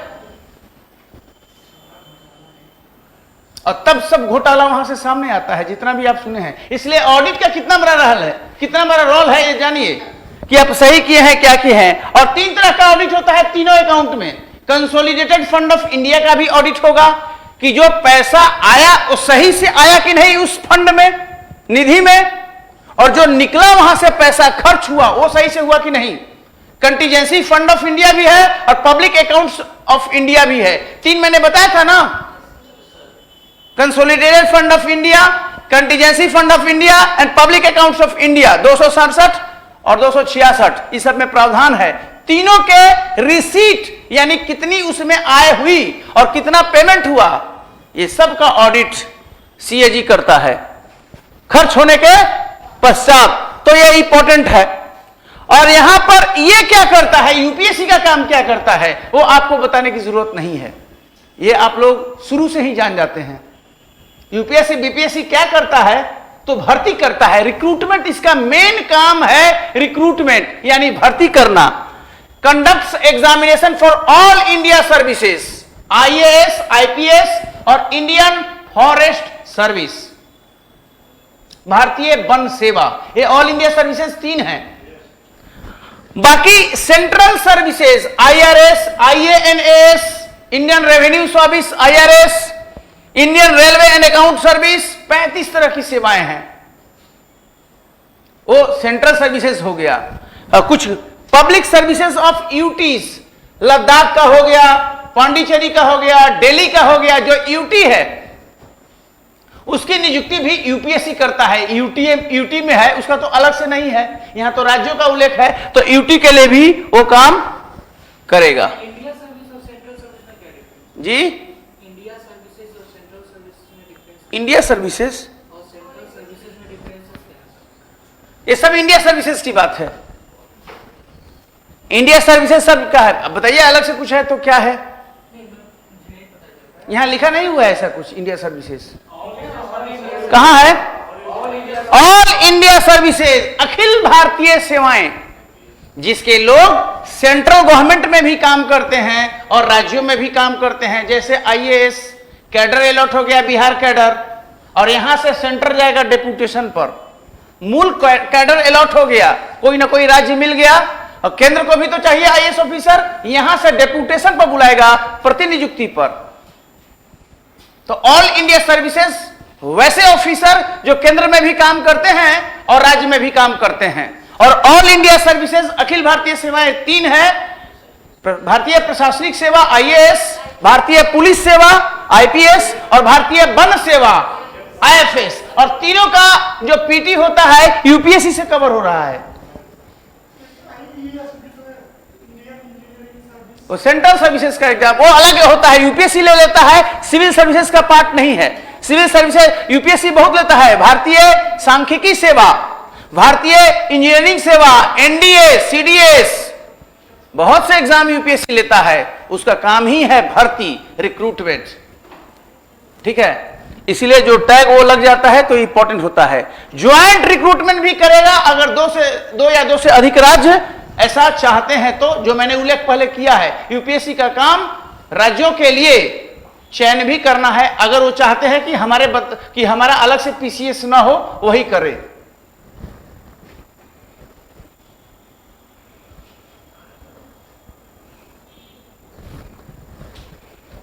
फाइव मिनट्स मोर और 10 मिनट्स मैक्सिमम। उबे तो नहीं है अभी? चलिए, ऐसा नहीं ना कि पॉलिटिक्स कम आता है तो इसलिए ज्यादा देखना नहीं है। कई लोगों के माइंड में ऐसा हमको सुनने को मिला, तो मुझे कभी कभी दुर्भाग्य लगता है ऐसे लोगों का जो थिंकिंग है। It's very unfortunate for those people. वो लोग समझ नहीं रहा है और मैच्योरिटी भी नहीं है, ये भी हो सकता है, जो कि इग्नोर करता है। बिकॉज पॉलिटी और नहीं समझ रहे हैं कॉन्स्टिट्यूशन, तो फिर आप जा कहां रहे हैं? सिस्टम का हिस्सा कैसे बनेंगे अगर पॉलिटी नहीं समझ रहे हैं? अब आपको जो ज्ञान मिला, बुक तो है ही आपके पास, यहां आने की कोई जरूरत नहीं है मिशन 50 में।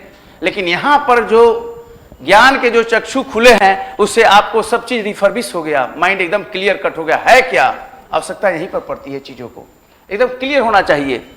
अब देखिए, पब्लिक अकाउंट्स ऑफ इंडिया, वो तो मैं बता दिया, ऊपर का हिस्सा था। Pre expenditure approval of accounts, audit 2 स्तर पर हो सकता है, आप जान लीजिए। ऑडिट जो है 2 स्तर पर होगा। ऑडिट मतलब लेखा परीक्षा। लेखा परीक्षा 2 स्तर पर है। एक तो खर्च के पहले और एक होगा खर्च के बाद। खर्च के बाद, जैसे आज आपने हमसे मांगा 100 करोड़ चाहिए, तो ऐसा 100 करोड़ देने के पहले हम देखेंगे ना कि राइट दे रहे हैं कि रॉन्ग दे रहे हैं, जरूरत है कि नहीं, उसका वाउचर है कि नहीं, सैंक्शन हुआ कि नहीं, प्रक्रिया का पालन हुआ कि नहीं, ये ऑडिट होगा ना, होगा कि नहीं। और जब खर्च हो गया तो फिर उसके बाद देखना होगा, ठीक है हम तो परमिशन दिए थे खर्च करने के लिए, लेकिन वैसे ही खर्च हुआ है कि नहीं जैसा परमिशन था, तो ये पोस्ट ऑडिट हो गया। यानी ऑडिट 2 तरह की हो रही है, एक प्री ऑडिट और एक पोस्ट ऑडिट। ये दोनों आप लोग डील करेंगे। जैसे ही बीपीएससी यूपीएससी का हिस्सा बनेंगे, उस समय याद होगा कि सर ने दोनों बातें बताया था। प्री ऑडिट, देखिए प्री ऑडिट हो रहा है, ये पोस्ट ऑडिट हो रहा है, और बहुत मेहनत लग के ये सब काम करवाना पड़ता है। यही आप डील करेंगे जाकर, जिस डिपार्टमेंट में भी जाएं, जो सेवा आपको मिले, ये दोनों काम करना पड़ेगा, प्री ऑडिट, पोस्ट ऑडिट। तो पोस्ट ऑडिट तो सीएजी करता है। प्री ऑडिट मैं आपको बता दूं, पहले सीएजी प्री ऑडिट भी करता था। सीएजी के ड्यूटी में प्री ऑडिट भी था, वो हट गया ड्यूटी। पहले वो कंट्रोलर था, महालेखा परीक्षक और नियंत्रक, पहले वो कंट्रोलर भी था। वो 76 में जो चेंज हुआ 1976 में, तो वो ड्यूटी उसका हट गया। वो केवल अब खर्च के बाद करता है पोस्ट ऑडिट। प्री ऑडिट के लिए अब वो काम नहीं करता है, ठीक है। उसके लिए कंट्रोलर जनरल ऑफ अकाउंट्स आ गया। Controller general of account, CGA, नया पोजीशन बन गया। सीजीए यानी कि सीएजी महालेखा परीक्षक और नियंत्रक अब अकाउंट्स का काम नहीं करता। पहले वो अकाउंट्स का भी काम करता था, 76 तक अकाउंट्स का भी काम करता था, लेखा का। 76 के बाद वह केवल और केवल ऑडिट का काम, यानी 2 काम है, एक लेखा का, माने अकाउंटिंग बनेगा ना, पूरा अकाउंट बनेगा ना। अकाउंट में रिसीट और पेमेंट 2 चीज होगा, कितना इनकम हुआ, कितना एक्सपेंडिचर हुआ, यही ना होगा। अकाउंट बनाइएगा ना, जितना भी खर्चा होगा। आप बजट में आप देखें ना कि अकाउंट बनेगा, income and audit, income and receipt, income and expenditure account है, रिसीट एंड पेमेंट अकाउंट है। अकाउंट कौन करेगा जी? पहले सीएजी अकाउंट का काम करता था और ऑडिट का भी काम करता था। अब हम आपको कहे कि ये लो, हम परमिशन भी दे रहे हैं आपको, जैसे मैं आपको परमिशन दे रहा हूं 100 करोड़ और जांच भी मैं भी कर रहा हूं, तब तो लिपापोती हो जाएगा कि नहीं? 100 करोड़ देने वाला मैं, सैंक्शन देने वाला, और 100 करोड़ सही से खर्चा हुआ, उसका जांच भी मैं, तो फिर क्या जांच होगा? जांच आपको करना चाहिए। हमने 100 करोड़ जांच खर्च कर दिया, अब आप जांचो कि हमने गलत किया कि सही किया। दोनों अलग होना चाहिए कि नहीं? यह बुद्धि आया 76 में, यह माइंड में बात आया 76 में। इसलिए नाम वही है, controller and auditor general of India, but CAG is not controller.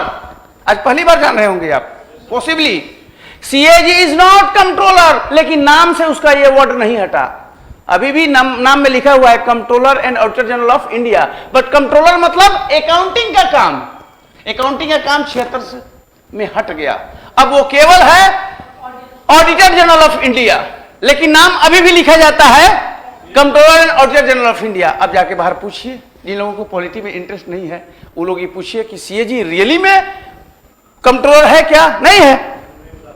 तो pre expenditure approval of account removed by CAG duty jet, ये जो है 1976 में हट गया।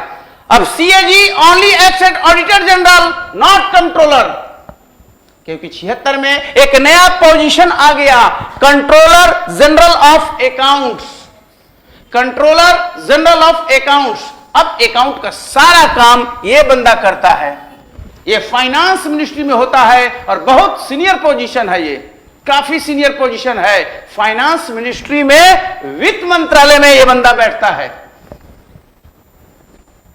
और सीएजी का अब एक काम रह गया, कंट्रोलर नहीं, ओनली ऑडिटर जनरल, यानी कि लेखा का वो जांच करेगा, परीक्षा करेगा, परीक्षण करेगा। समझ में आया बात? मिलेगा अगर स्टडी करेंगे तो। कौन है? बोलिए एक बार और देखिए। चलिए, अच्छी बात है आप पूछ रहे हैं, क्योंकि आई वेलकम दिस।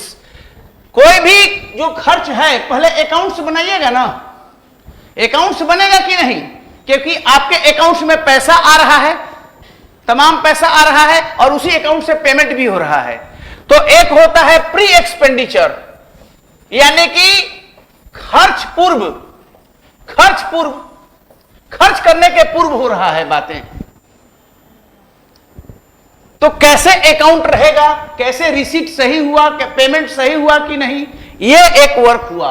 और एक जब खर्च हो गया तो खर्च पश्चात, खर्च के बाद, ये दो तरह की बातें हो गई। पहले तो यह समझिए, एक खर्च के समय जब पेमेंट हो रहा है, जब पेमेंट का अप्रूवल दिया जा रहा है, एक उस समय की बात हुई। और जब सब खर्च हो गया, वित्त वर्ष बीत गया, तब उस समय दो बात हुई कि नहीं? तो जो पहले हुआ ऑन द स्पॉट, उसको कहते हैं प्री ऑडिट, यानी ऑडिट के पूर्व। और एक होता है प्री एक्सपेंडिचर, खर्च के पूर्व। खर्च करने के पहले क्या क्या लगाम है, क्या क्या कंट्रोल है, वो हो गया खर्च के पूर्व। और एक होगा खर्च पश्चात, यानी पोस्ट एक्सपेंडिचर। पोस्ट मतलब बाद में, पोस्ट एक्सपेंडिचर यानी खर्च के बाद। तो खर्च के बाद जो एक्सपेंडिचर है वो सीएजी करता है वित्त वर्ष बीतने के। और खर्च देने के पहले देखता है कि क्यों मांग रहे हैं 100 करोड़, क्या इसका जरूरत है, क्या क्या कम करोगे, एस्टिमेट दो, डिटेल्ड दो, जांच करके दो। वहां पर भी तो चेक्स हैं, ये खर्च पूर्व चेक हैं, जिसे एक्सपेंडिचर प्री एक्सपेंडिचर कहते हैं उसको। प्री एक्सपेंडिचर ऑडिट उस समय भी होता है। तो सीएजी का रोल हो गया खर्च के पश्चात। और खर्च के पहले जो वहां पर ऑडिट हो रहा है, वो भी ऑडिट ही है, चेक कर रहे हो आप, वो सीजीए करेगा अब। और इसके बंदे हैं, सीजीए के बंदे हैं, कंट्रोलर जनरल है ये, कंट्रोलर जनरल, कंट्रोलर नहीं, कंट्रोलर जनरल ऑफ अकाउंट्स। तुझे अकाउंट्स क्यों? क्योंकि है कंसोलिडेटेड फंड ऑफ इंडिया में के अकाउंट्स बनेंगे, कंटीजेंसी के बनेंगे, पब्लिक अकाउंट्स ऑफ इंडिया है, तो रिसीट और पेमेंट अकाउंट भी बनेगा, रिसीट और पेमेंट अकाउंट भी बनेगा, और इनकम और एक्सपेंडिचर अकाउंट भी बनेगा। कोई ऐसा जो लास्ट बेंच ना समझ रहे हो? समझ रहे हैं आप? क्लियर? अब आप जानिए, समझ रहे हैं? आपको क्लियर है? चलिए, अच्छी बात है कि इतनी बारीक चीजों को आप समझ रहे हैं, देन आई एम हैप्पी।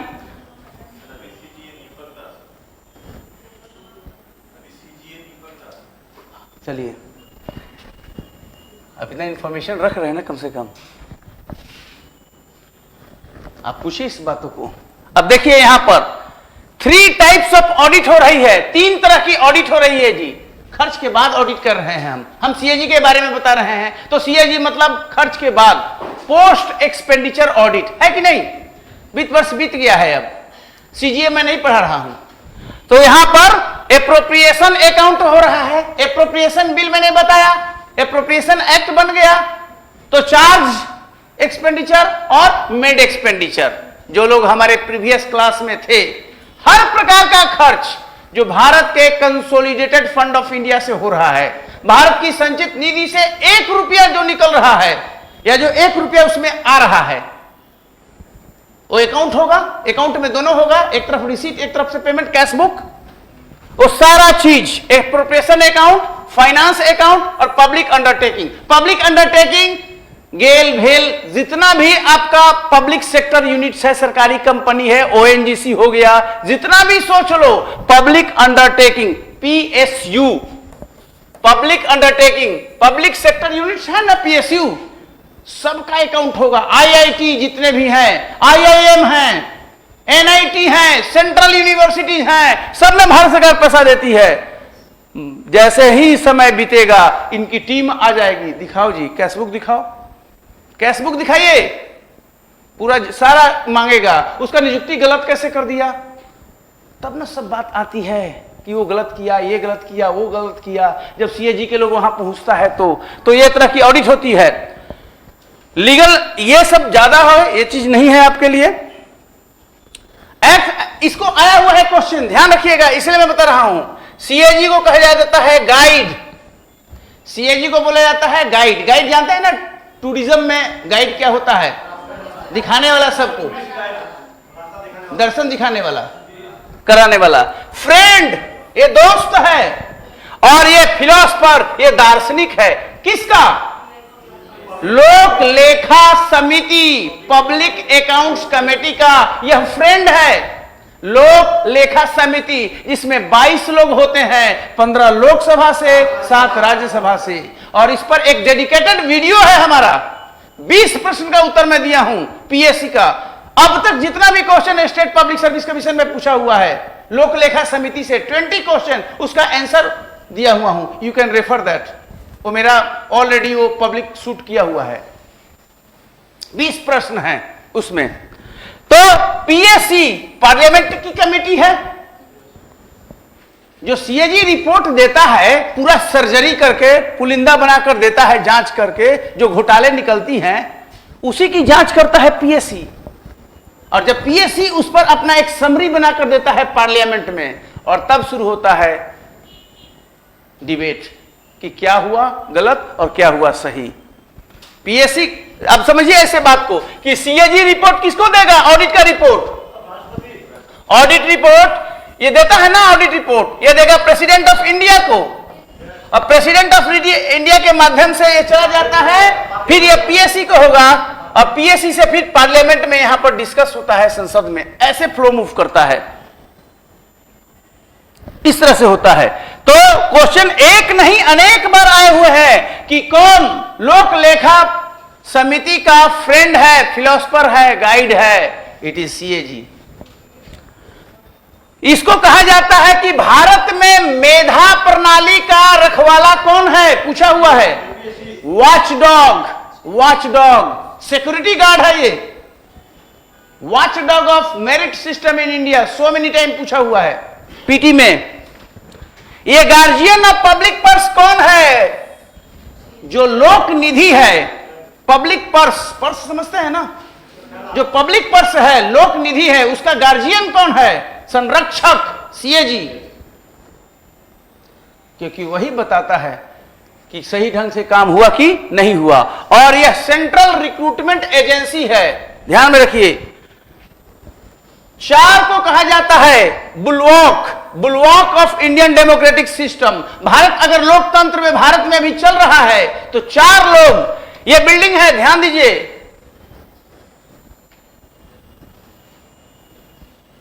यह बिल्डिंग है, इस बिल्डिंग का नाम है डेमोक्रेसी, लोकतंत्र। आज यह लोकतंत्र जीवित है तो इसका कारण है कि यहां पर 4 मसाल लेकर 4 लोग खड़े हैं कि इस इंट्रीज को, इस बिल्डिंग को ध्वस्त नहीं होने देंगे। भारतीय लोकतंत्र का जो भवन है वो ध्वस्त नहीं होगा। ऐसे 4 महानुभाव मसाल लेकर बिल्डिंग के चारों कोने में 24 घंटा 7 दिन अपना दायित्व निभा रहे हैं, जिसमें एक है भारत का पार्लियामेंट, संसद। जनता की आकांक्षाओं को और सरकार को यह बैकफुट पर रखता है अगर सरकार वो काम नहीं करती है।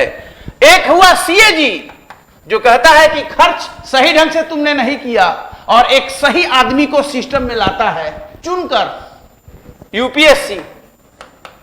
और एक देता है कि इस देश को चलाने के लिए जो राजनीतिक लोग चाहिए सही वो कैसे आएंगे, उसका देखरेख कौन करेगा? तो election commission of India, election commission of India. लेकिन पार्लियामेंट को नहीं माना गया है। पार्लियामेंट को भी छोड़िए, इसको सुप्रीम कोर्ट मान लीजिए, सुप्रीम कोर्ट ऑफ इंडिया। तो CAG, supreme court of India, UPSC और ईसीआई, ये कॉन्स्टिट्यूशनल पोस्ट हुए। इसको कहता है बुलवॉक ऑफ इंडियन डेमोक्रेटिक सिस्टम। और आज ये बिल्डिंग ध्वस्त नहीं हुआ और पाकिस्तान में ध्वस्त हो गया तो इसका कारण है कि इतना मजबूत ये पहरेदार हमने बनाए हैं। भारतीय चुनाव आयोग, संघ लोक सेवा आयोग, महालेखा परीक्षक और नियंत्रक और भारत का सर्वोच्च न्यायालय। ये देश के डेमोक्रेसी इतनी जल्दी खत्म नहीं होगी जब तक ये संस्थाएं इतने स्ट्रांग रूप में काम करती रहेगी। और सबके पद और दायित्व हैं। आपने देखा होगा कि किस तरह से क्या काम करता है।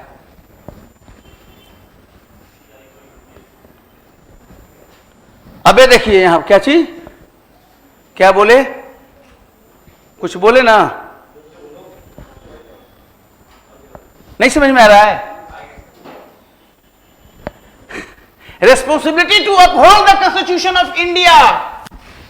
सीएजी का क्या नाम है? भारत के संविधान की रक्षा करना, अनुरक्षण करना, संरक्षण करना, अपहोल्ड करना, यह इसके दायित्व में दिया हुआ है। यही शपथ लेता है CAG, to uphold the constitution of India and laws of parliament in the field of financial administration. Financial administration का रखवाला है, गार्जियन है, वित्तीय प्रशासन, ये सीएजी के एरिया में आ जाता है। और यहां पर ये सिस्टम तो है ही। और है क्या स्लाइड? नहीं है तो खत्म ही है हमारा मामला, और हमारा भी टाइम फिनिश हो रहा है। 2 मिनट और इजाजत दीजिए, 2 मिनट और। Controls financial system of union and states पूछा हुआ है। वो कौन सा संवैधानिक पद है जो संघ और राज्यों के वित्तीय प्रशासन को देखरेख करता है, नियंत्रित करता है? सीएजी जी। क्या नियंत्रण है? कोई फाइनेंशियल सिस्टम को नियंत्रण नहीं करता, वो सीजीए करता है। सीजीए की बात कहां कर रहे हैं हम? पोस्ट एक्सपेंडिचर की बात मैं कर रहा हूं। खर्च करने के बाद बचिएगा कहां? इंटायर फाइनेंशियल सिस्टम का सीएजी कंट्रोल करता है खर्च करने के बाद, पोस्ट एक्सपेंडिचर। अरे आप खर्च कर दिए, ठीक है, लेकिन अगर गलत कीजिएगा तो फिर उसका क्या अंजाम होगा? वह अंजाम ही अपने आप में बहुत बड़ा कंट्रोलिंग है। No minister can represent CAG in parliament. कोई भी मंत्री सीएजी का प्रतिनिधित्व नहीं करता, सीएजी अपना स्वयं प्रतिनिधित्व करता है। और सीएजी का बेस्ट फ्रेंड बैठा हुआ है, वो कौन है? पब्लिक अकाउंट्स कमेटी, लोक लेखा समिति। लोक लेखा समिति, ये ध्यान में रखिएगा, एमपी होते हैं उसमें लोग, मेंबर ऑफ पार्लियामेंट।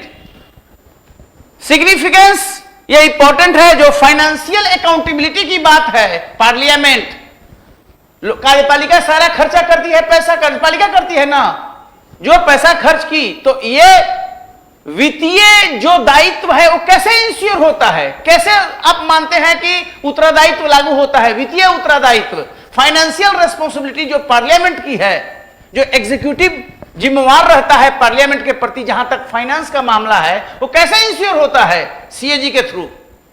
सीएजी किसके प्रति रेस्पॉन्सिबल है?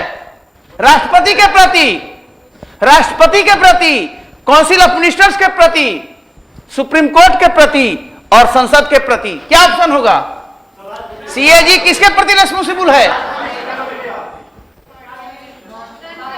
सब बता दिए, आंसर नहीं मिल रहा है। Parliament, CAG responsible to parliament, not president of India.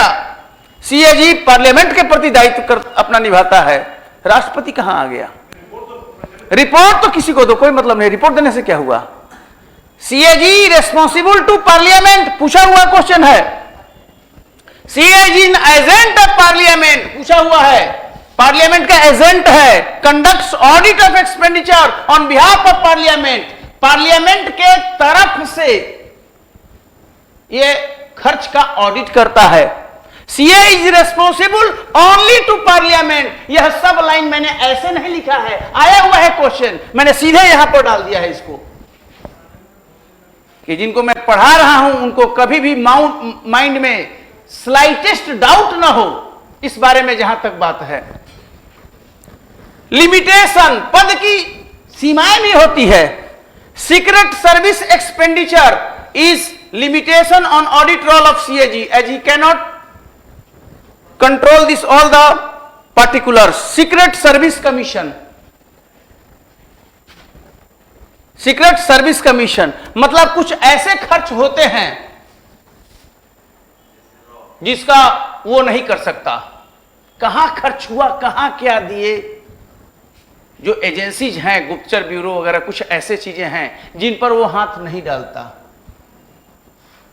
जिसे राफेल के मामला में कि टेक्नोलॉजी की बात हम नहीं बता सकते कि कौन सी टेक्नोलॉजी राफेल में यूज हुई है। ये सब बात सुने हैं ना कि देश की स्वतंत्रता और जान जाएगा तो बहुत गड़बड़ हो जाएगा, ये सब बात है। ओनली पोस्ट एक्सपेंडिचर करता है, पहले क्यों नहीं करता है? ये सीमा है यूपीए सीएजी का। खर्च के बाद ऑडिट करता है, खर्च के पहले नहीं। अगर खर्च के पहले भी कर देता तो क्या लाजवाब बातें होती। केवल पोस्ट एक्सपेंडिचर, पोस्टमार्टम करते हो।